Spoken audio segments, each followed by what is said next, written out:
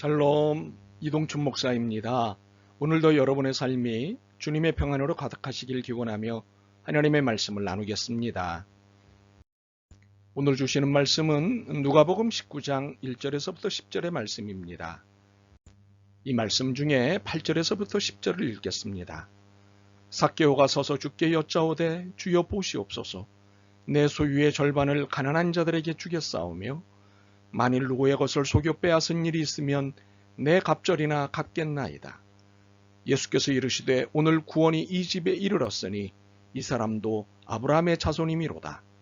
인자가 온 것은 잃어버린 자를 찾아 구원하려 함이니라. 아멘. 누가복음 19장 1절로부터 10절 말씀을 본문으로 참 행복이라는 제목으로 말씀을 나누도록 하겠습니다. 본문의 삭개오는 세상 기준으로 볼 때 행복의 조건들을 많이 소유한 사람이었습니다. 그는 세무공무원들의 장인 세리장이었습니다. 그 위치에 오를 정도면 상당한 지식도 소유한 사람입니다. 그리고 부자였습니다. 그의 창고에는 재물이 가득 채워져 있었습니다. 그런데 성경은 삭개오를 행복한 사람이라고 소개하지 않습니다. 예수님은 그를 잃어버린 자라고 하셨습니다. 왜 그는 세상적인 행복의 조건들을 지니고 있으면서도 행복한 사람이라는 말을 듣지 못했을까요? 그의 삶이 진실된 만남, 의미 있는 만남을 만나지 못했기 때문입니다. 물론 그는 직업상 많은 사람을 만나야 했습니다. 그러나 이 수많은 만남 속에서도 진정한 만남은 경험하지 못했던 것입니다.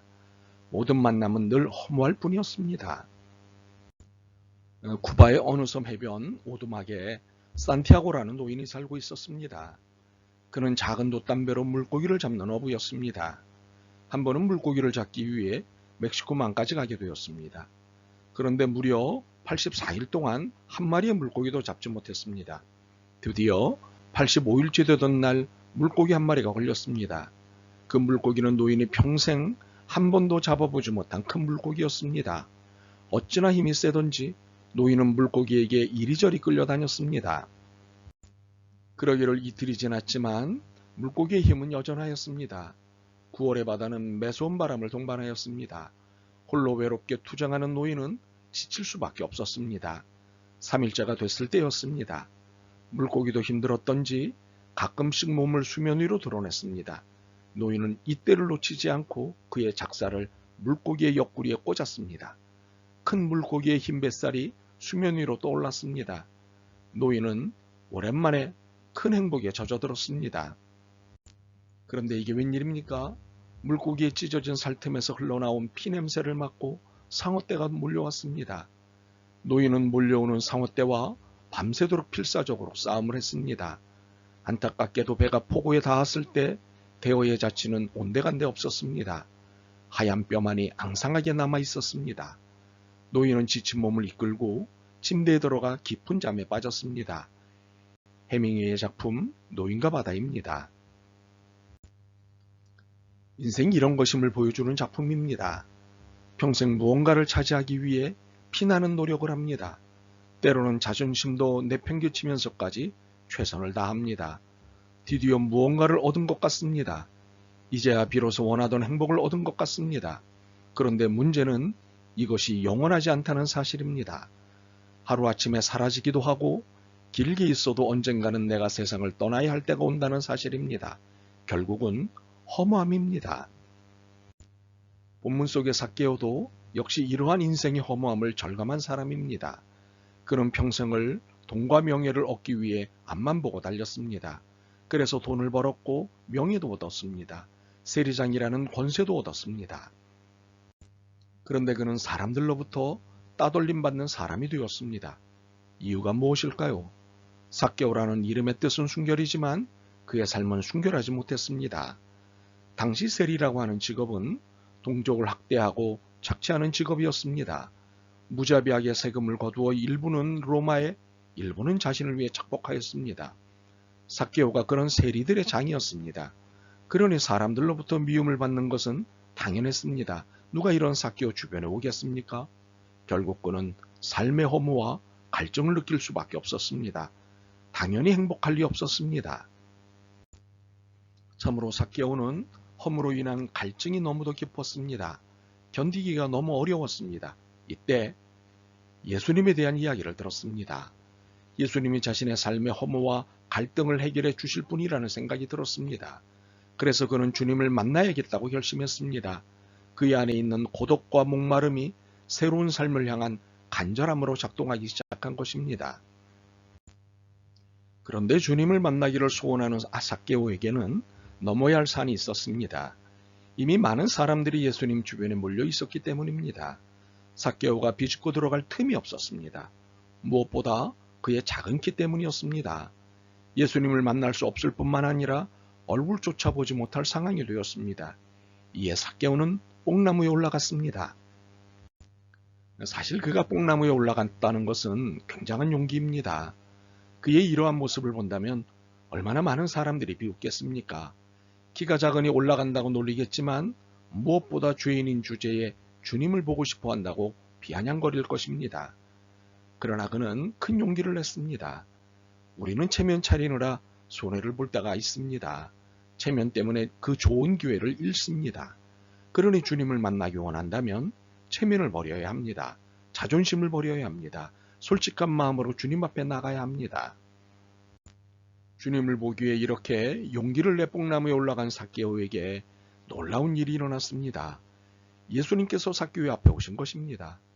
주님의 눈이 고독함과 외로움의 갈증으로 찌들어 있던 삭개오의 눈과 마주쳤습니다. 주님은 삭개오에게 말씀하셨습니다. 삭개오야, 속히 내려오라. 내가 오늘 내 집에 유하여야 하겠다. 말씀을 듣자마자 삭개오는 급히 나무에서 내려왔습니다. 이때 삭개오는 새로운 빛을 보았습니다. 주님의 거룩한 빛에 비추어진 자신의 초라한 모습을 발견했습니다. 죄투성이의 모습이었습니다. 도적 중에 도적의 모습이었습니다. 사실 자신이 이렇게 큰 죄인인 줄 몰랐습니다. 교활하고 이기적인 사람인지도 몰랐습니다. 사람들의 따가운 시선을 느낄 때마다 질투쯤으로 알고 넘어갈 뿐이었습니다. 그런데 그리스도의 빛에 비친 자신의 모습이 너무도 엉망인 것을 깨달았습니다. 추하고 초라한 자신을 발견했습니다. 이제껏 자신이 저지른 수많은 죄를 깨달았습니다. 그래서 결단했습니다. 8절입니다. 보시옵소서, 내 소유의 절반을 가난한 자들에게 주겠사오며 만일 네 것을 속여 빼앗은 일이 있으면 내 갑절이나 갚겠나이다. 평생 물질을 위해 살아온 삭개오였습니다. 평생 자신만을 위해 살아왔던 사람입니다. 이웃이 굶어 죽든 말든 상관하지 않았던 그였습니다. 어느 누가 눈물로 애원해도 한 푼의 세금도 깎아주지 않았던 그였습니다. 오히려 껍질까지도 벗겨 남의 것을 속여 빼앗던 사람이었습니다.